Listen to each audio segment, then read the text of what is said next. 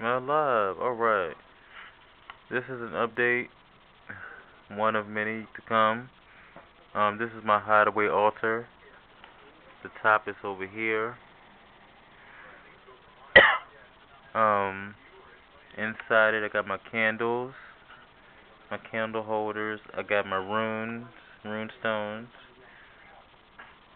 This is my rosemary tincture that I recently just finished. My St. John's wort tincture.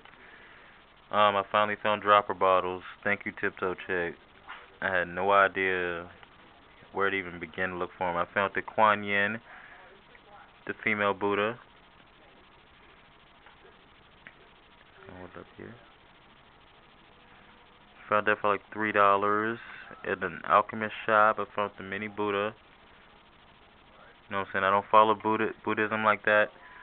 I might find the time to read up on it just because I do have the representations, but that was basically to find a representation for my goddess and my god. I'm gonna have to do some more searching because I can find like a small Anubis and angels and stuff like that, but it's hard to find just a plain goddess or triple goddess statue that's small. I don't want nothing really big. Not yet, because I don't have that much space to work with. As far as like an altar setup yet. No, so I like to keep it kind of small and simple so I can take it down, put it in here.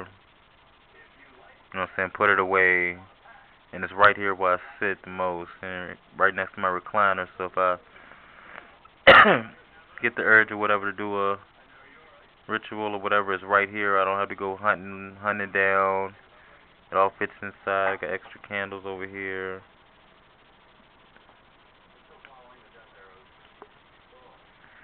My mini mortar and pestle.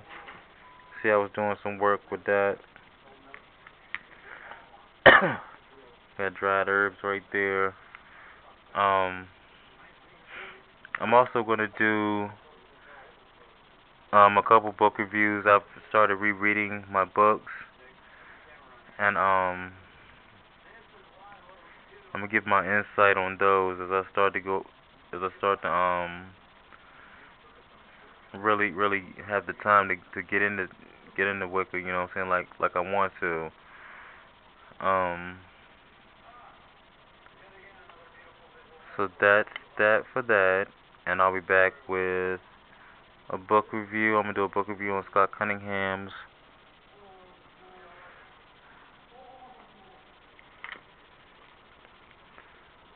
Book of Shadows. Matter of fact, I'm gonna blend it together. Um, it's a really good book. Um, there are a few pages like when he describes the elements of the herbs and things that are exerted out of his other books, and I have most of them. But as far as like the actual spells and different things in here, you can tell where they're taken. You can tell there's a different format. Like some things were actually copied out of his own personal book of shadows that they found after he died, and other things is written in a format to where you could tell he had started to teach. um, and his sister, one of his students, and two very close friends that had also gotten into the practice wrote like 2 pages of tribute to him and their fondest memory of him. And describing like how he was as a person, how he was as a teacher in Wicca and in life.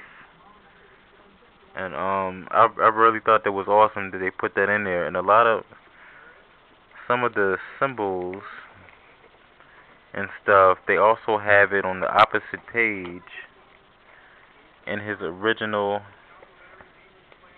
handwriting and like how they actually found it. I hope that clears up. Like you have, like that's the recipe that he's showing for us, or a follower of his work, and then that's photocopied and pasted out of his personal book of shadows, and I thought that was neat. And you'll find that throughout the book. You'll also see little hints that of when he was with when he was practicing with covens, and I heard that he was a part of quite a few. Like he was well respected and had was like an honorary member and an actual member of a couple, even while being a solitary practitioner and student. So I thought that was pretty awesome. And I gotta cut this short because my connection here isn't that great like it used to be. So I'm gonna have to do a bunch of short videos. I think I'm reaching the 7-minute mark, so I'm gonna cut it off and I'm gonna come back. It's Mr. Carter, and thank all of you. Always say thank you to the many pagan family that I've met on here, who's let me email them, call them. I finally met a group here that lives local, like 20-minute ride up the road, who let me come there and do practice candle spells and stuff in their house. You know what I'm saying? Where I can get away, and it was secluded. You know what I'm saying? And they're offering classes and things, and that's awesome. And that was a good thing for me, because it's not that I didn't have the knowledge of it, like, and they came at me as if I was like brand new, didn't know nothing about anything, and that wasn't the case. But it was good that they had the patience to instruct me that way. You know what I'm saying? So I let them do their thing as a teacher, and then okay, well, this is how it goes, and I went through the whole, and I actually felt a difference in the way that I had tried it on my own, and I found a few glitches that I did things kind of out of order. If that makes sense to any of you, and I hadn't consecrated my tools yet. That was one setback. I hadn't consecrated my tools that I was trying to use in the ritual. I had the tools, I hadn't consecrated them, dedicated them to my rituals and ceremony and practice. I just tried using them just as they were, and it really made you know what I'm saying? It made a difference.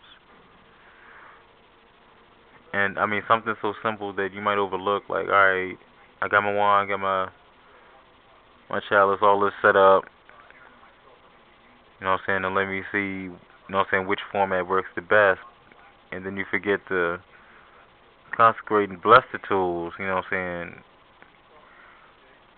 And I guess that was just live and learn, but I'm glad I went through that experience, because the feeling was awesome when I finally hit it right. I mean, I felt the room change, the room temperature change. I mean, it was just kind of over. I felt it on the inside, on the outside. It's like I was in a complete sphere of just nothing but joy and comfort and peace of mind. Like, everything that I was worried about before I met up with the group and after the class. I mean, before I met up and had went to the class and met the group for the first time, it's like everything went away, and it's like almost like it was like meant to happen that way. I mean, everything just fell into the right places for me to go meet them that day, which on the outside would have seemed impossible. Like, extra people showed up for work. I was able to get off a little bit early. Made it just in the nick of time. I was still the last person pulling up to the house, but I mean, still.